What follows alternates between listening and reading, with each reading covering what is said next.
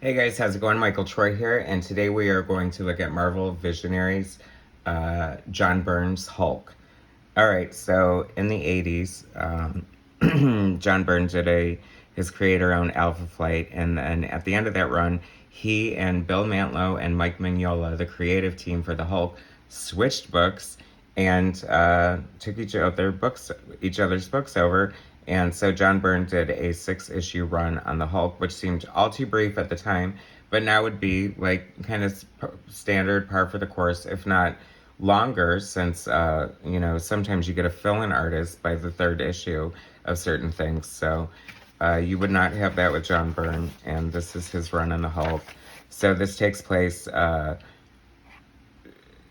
apparently in his title. He had been on like a year-long quest off planet Earth, and this is John Byrne returning him to Earth. So he's Dumb Hulk. Inks by Bob Wiacek. I like Bob Wiacek as an inker on Byrne. He's establishing him like he sees this beautiful, buck and just breaks in its neck because he's the Hulk and whatever. And so he's jumping through the air, takes off, and this kid sees him. Lordy be, the Hulk is back in town. Uh-oh, here comes Doc Samson with his green ponytail. Doc's a psychiatrist who is exposed to a mild level of gamma radiation. So he's strong, not as strong as the Hulk, and his hair turned green, but I think that's the only thing that turned green.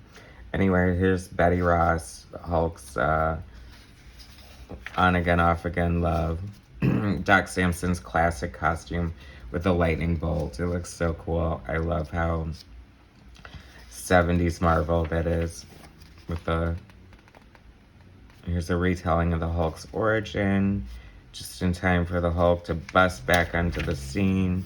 Of course, he's the Hulk, and this is a Marvel comic, so they're gonna fight Doc Samson, and then here comes the Juggernaut out of nowhere. See, when you go over John Byrne's stuff a lot, you sort of realize certain trends. Like, this isn't the first time he's had, like, the hero fight villains who were just manifestations of some sort, or, I don't know, androids perhaps. Here's an annual Hulk 7, or no, I'm sorry, Hulk 14. This is written by John Byrne, art by Sal Buscema. I used to hate his art. I've grown a deeper appreciation for it. I thought, wow, he just really doesn't draw as good as John Buscema. But now I look at his art and it's like crazy fun comic book art. I mean, look at that shot of the Hulk. I love how instead of ripped purple jeans, the Hulk has like perfect, like, I don't know, grandma panties. And why do they have to be purple? I mean, he's the Hulk, it's his signature, but you would think that wouldn't matter as much to him. I really do love this art. I'm a convert. This happens with a lot. I think a lot of young comic book readers who care about the art. I don't know, some people just care about the story, but I always cared about the art the most. And I think when you stop comparing artists to your favorite artists and appreciating them for their own merits is when you really... Okay, so then after one issue of Bob Wiacek inking, this is their next issue. We have Byrne inking himself with Keith Williams inking assist. I always like the pairing. Means that Byrne would probably do the figures and Keith would do the background. And I always thought Keith's style meshed very well with what I feel Byrne looks like when he inks himself. And so this is the internal battle. This is so cool here. Look, this is like underwater, and you can see like underwater, but a cutaway view into the mountain too. That's another great thing about the medium of comic book storytelling is that you have zero parameters. They've separated Hulk from Bruce Banner, which is crazy, because how is that even possible? But apparently it was possible. So that's cool. Come on now, that's so like Mad Max movie. He's like coming from under the truck and just like hitching a ride along. He's gonna free the Hulk. I guess they wanted to, you know, incarcerate him because he's kind of dangerous, but Doc Savage goes to save him, gets into an explosion, rips his outfit, and his hair's ruined, so I wonder where that's going. And then we have Betty looking very much like Lois Lane did in Byrne's run. To me, anyway. Here we go. This is a great cover. Here come the bi-coastal Avengers, because you've got some of the East Coast Avengers and the West Coast Avengers. Great shot of She-Hulk there, looking for Bruce Banner. Man, I read the run on Iron Man when he had his red and silver iron, and it was a good run, so it's fun to see Byrne drawing that. But of course they're gonna fight, and you want them to. And here comes Namor. Byrne would go on to draw and write Namor. A fun run in that, I'll cover that. I love this shot here. It looks like he punched Namor's head off, but that's perspective, kids. When you don't feel like drawing the rest of the head, just put a big pop in front of it. Not to sell Byrne short, because I mean, come on, look at this crap the man puts in the lead. Great shot of Doc Samson. Did I forget to mention his red leather jumpsuit and his ponytail? I don't know where he's going after this adventure ends, but it'll probably be happy hour. Here's a fun little comic strip of them talking about what they want to do in the Byrne book. Look at this production. I mean, oh my gosh, an actual photograph in a comic book. Imagine that. So here, this introduces the Hulkbusters. Yes, it was a thing, and it was awesome. So don't laugh. Great cover. That's a high-tech wheelchair. Why doesn't Xavier have one like that? That's like the Dyson wheelchair. You just roll around on a ball. It's so funny. You've got this epic, like, 2-page spread, and you're introducing, like, the Hulkbusters. This, like, very average-looking group of people in their civilian clothes. But hey, I'll take it. More Byrne art. Here comes Hulk, just popping out of nowhere. You know, I hate when you're giving an interview in the desert and Hulk's been hiding under the rubble the whole time. Uh-oh, crazy news lady, you better get out of there. I'm gonna... So much fun and action.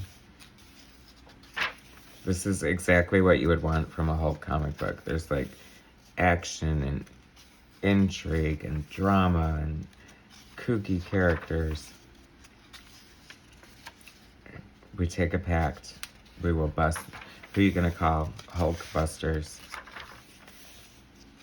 Once again, I guess Byrne just didn't feel like drawing heads from that angle or something, because now instead of being completely blacked out like Namor's head, well, I mean, instead of being missing, it's completely blacked out in shadow. But hey, once again, not criticizing, just a little noticing. Another great double-page spread there. I think that's a, what do you call it? A hologram. Oh crap, you scared the crap out of me. I thought Hulk was really hovering above you and you weren't doing anything. Green Hulk, Gray Hulk, Red Hulk, Blue Hulk.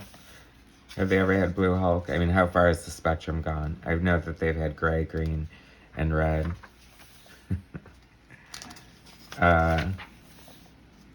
You should do, oh, and this one's a robot. There's always robots popping up in John Byrne's work. I'm telling you, I've been teasing, I'm working on a video to reveal the truth about John Byrne being a robot. There's so much evidence. It sounds like a wacky theory, but it's not. Here comes the wedding of Betty and Bruce. So, of course, he's going to show up and ruin everything. But Rick Jones, because everything goes south. I love that armor there.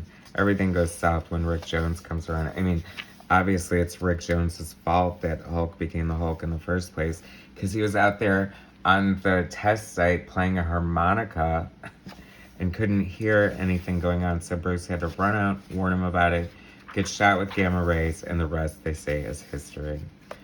Captain Marvel, Rom Space Knight. I wonder how that works with copyright issues and everything. Only one panel. I don't think, no, Marvel, no way owns the copyright to ROM. And it was actually, what's his name? Betty Ross's, General Ross, Thunderbolt Ross came up to ruin everything, but it's okay. He's just kind of crazy with dementia or something. They still get married. And they lived happily ever after. Just kidding, we know they didn't.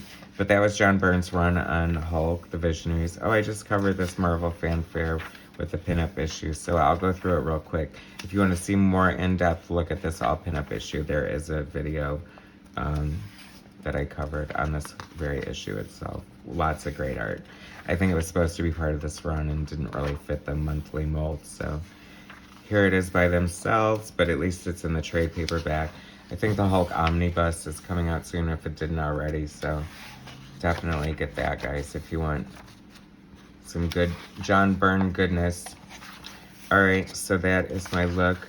Hit like, subscribe to my channel. Thanks for hanging out, and I'll bring you more content later. Alright, take it easy, guys.